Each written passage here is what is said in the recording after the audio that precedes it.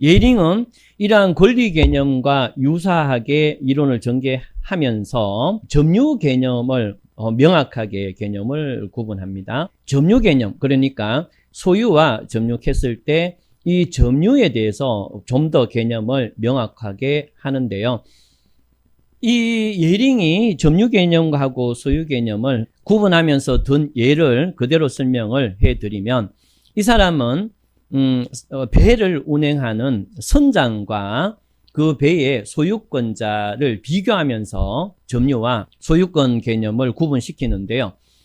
우선 선장은 일정한 항구에서 또 다른 항구까지 배를 운행을 하는데요. 그 상태에서 그 선장은 그 배에 대한 모든 어떤 상황을 지배하는 거죠. 적어도 그 상황만큼, 배가 운행되고 있는 상황만큼은 그 배에 대해서 점유한다는 의식, 지배한다는 의식을 갖고 있는 겁니다.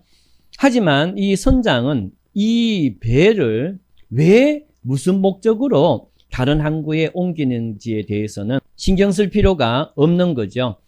결국에는 이 배의 소유자는 그 배를 왜 무슨 목적으로 지금 운항을 시키고, 그래서 거기서 나온 어떤 거에 대해서는 어떻게 사용하고 수익하고 처분할지, 다시 얘기하면 소유권자는 뚜렷한 목적을 갖고 있는 겁니다.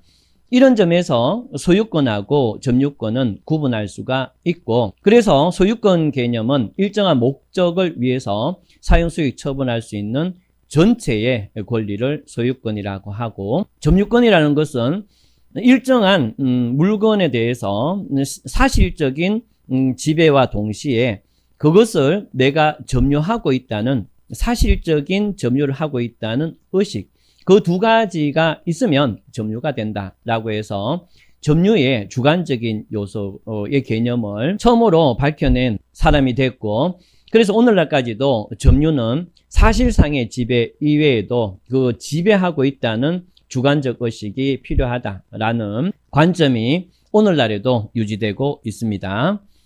어쨌든 간에 예링은 이 목적 개념을 동원해서 점유의 개념을 명확하게 했다는 점이 법철학에 기여했다, 이렇게 볼 수가 있습니다. 그 다음에 예링은 인간은 아까 앞에 말씀드렸듯이 인간과 사회는 자기 보존 또 발전이라는 뚜렷한 목적을 두고 행동하는 존재다, 이렇게 봤다고 말씀드렸는데, 이러한 관점에 의해서 계약 체결상의 과실이라는 개념을 처음으로 만들어내고, 오늘날 여러 나라, 우리나라를 포함해서 여러 나라의 법 체계에 영향을 끼치는 그런 역할을 하게 됩니다. 이 사람은 우리가 보통 계약은 완전히 유효하게 성립이 됐을 때는, 그때는 채무의 이행만 남아 있는 거죠. 그 다음에 아예 그냥 유효하게 성립이 안 됐을 경우에는 어떠한 권리 의무도 존재하지 않죠. 그러니까 예링이 있는 시기와 그 전까지는 채권 채무와 관련해서 완전히 유효할 때의 이행 문제하고, 그 다음에 유효하게 성립되지 않았을 때 그냥 아무렇지도 아무것도 없는 이런 양극단의 상태만 존재했었습니다. 그런데 예링에 와서는 계약 체결상의 과실 책임이라는 이론을 드디어 만들어내는데요. 이것은 기본적으로 계약이 완전히 유효하게 성립됐을 때, 그 다음에 아예 그냥 계약이라는 게 성립 안 됐을 때가 아니고, 인간은 일정한 목적을 향해 나아가는데, 다시 말씀드리면 계약의 유효한 성립을 위해서 나아가는데, 그러한 목적 시전에 일정한 사람이 과실로서 피해를 줬다면, 그렇다면 그 계약이 무효가 되든지 성립되지 않은 상황에서도 그거는 과실로서 책임이 있다. 이 개념을 계약 체결상의 과실 책임이라고 합니다. 이 계약 체결상의 과실 책임은 우리나라에도 드디어 이제 법 규정이 되어 있는데요. 유효하게 체결됐지만 계약 체결 과정에서 이제 어떤 문제가 생겨서, 그래서 이 계약이 무효가 된 경우에는 그 일정한 어떤 과실의 증명이 있고 또 일정한 조건이 갖추어지면 그 과실을 만든 사람은 책임을 져야 되는 그런 개념이 도입된 겁니다. 예를 들면 어떤 사람이 도자기를 다른 사람에게 팔았는데 자기는 그 도자기가 정상적으로 있다고 생각하고 팔았는데, 그런데 그 아들이 깨먹고는 몰래 아버지가 모르도록 해놓은 거예요. 이럴 경우에는 결국에는 그 계약이 유효하게 체결됐지만 결국에는 무효가 채무 원시적 불능으로 무효가 되겠죠.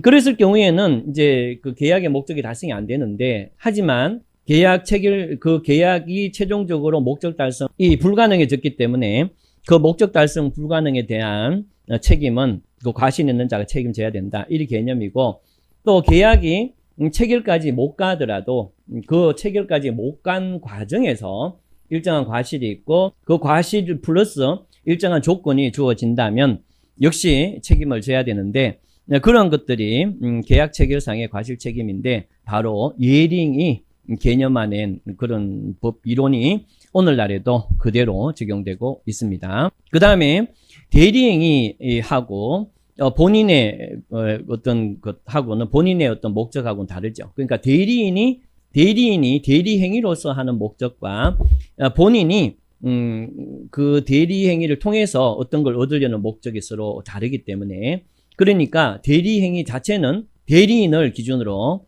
그 행위의 흠결에 대해서 판단해야 된다는 대리인 행위설. 또 역시 예링의 어떤 목적적 인간 사회 간에서 나오게 됐다, 이런 겁니다. 또한 소유물 반환 청구권의 양도라는 게 있는데, 이것은 제3자가 어떤 물건을 갖고 있는데, 그런데 소유자가 물건을 갖고 있는 게 아니고 그 소유자가 어떤 이유든 간에 제3자에게 이렇게 물건을 맡겨놨어요. 이럴 경우에는 원래 상태라면 그 물건을 이 소유권자가 갖고 와서 그런 다음에 그 물건을 구매하려는 사람에게 인도를 하고 이런 과정을 거쳐야 정상적으로 소유권이 이전되는데, 이 예링은 그 물건을 제3자가 갖고 있다면 그러면 그 물건을 달라 하는 반환 청구권만 넘기면 그걸로서 소유권이 이전된다라고 하는 게 소유권 반환 청구권의 양도인데요. 이 개념이 예링에 의해서 만들어짐으로써 어떤 장점이 생겼는가 하면은, 예를 들어서 내가 소유자인데 배로 어떤 물건을 다른 나라 상인에게 옮기잖아요. 그러면은 내가 옮기고 나도 거기 가서 그 물건을 받은 다음에 그런 다음에 그걸 구매하려는 사람한테 인도를 해줘야, 그래야 이제 정상적으로 소유권이 이전됐던 거죠. 그런데 이제는 이 예링의 소유물 반환 청구권의 양도가 생김으로써 내가 다른 나라에 어떤 물건을 보내면서 그 물건을 받을 권한만 이 증을 써서, 이게 뭐 선화증권이나 이런 거 증을 써서 그래서 상대방한테 보내면 상대방은 소유자는 그 배를 따라가서 받아서 다시 구매자에게 넘겨주는 게 아니고 그 구매자에게 소유물 반환 청구권만 줬기 때문에 그 청구권을 증명하는 서류만 들고 가면 그대로 이제 그 구매자의 소유물로 전환이 되는 거죠. 이런 개념이 예링이 만들어낸 개념인데, 만약에 이 개념이 없었다면 오늘날 무역에 상당히 큰 번거로움이 있었겠죠. 그리고요, 지금까지는 예링이 이제 여러 가지 법 이론을 고안해낸 것 중에서 개인의 권리 중심으로 설명을 드렸는데요. 그런데 이 예링의 사회적 관점, 이 국가를 보는 관점에서도 여러 가지 법 이론이 또 나오게 됩니다. 그래서 이 사회를 보는 관점을 잠깐 설명드리면, 앞에서 설명드렸듯이 이 사회도 일종의 유기체로서, 생명체로서 개인과 별개로 독자적으로 존재한다라고 봤다는 거 설명을 드렸죠. 그러면은 여기서 문제가 있는데요. 개인은 개인대로 환경 변화에 적응을 해나가는 존재고, 그래서 자기 보존과 발전하려는 존재고, 사회도 사회대로 어떤 유기체로서 환경에 적응하고 발전해 나간다면, 그렇다면 사회와 개인의 관계는 어떤 관계냐가 문제가 되잖아요. 그래서 바로 예링은 이 법이라는 것은 사회적 관점에서 사회가 환경에 적응하기 위해서 몸부림치는 투쟁 과정에서의 어떤 행동, 그 다음에 개인이 환경에 적응하기 위해서 투쟁하고 몸부림치는 행동, 그 경계를 법이 잘 이렇게 규범을 만들어서 그래서 개인의 보존을 위한 투쟁과 사회 전체의 보존을 위한 투쟁을 조화시키는 것이 바로 사회와 개인의 관계에서 법의 역할이다. 이렇게 이 사람은 법을 이해합니다. 그러니까 사회와 개인의 관계에서 법은 사회의 활동과 개인의 활동을 또 그걸 통해서 개인과 사회가 모두 환경에 적응하고 발전할 수 있도록 조화시키는 규범을 만드는 것이 법의 역할인데요. 그러면 이 규범을 구체적으로 누가 만드는가의 문제가 있는데요. 예링은 이렇게 봅니다.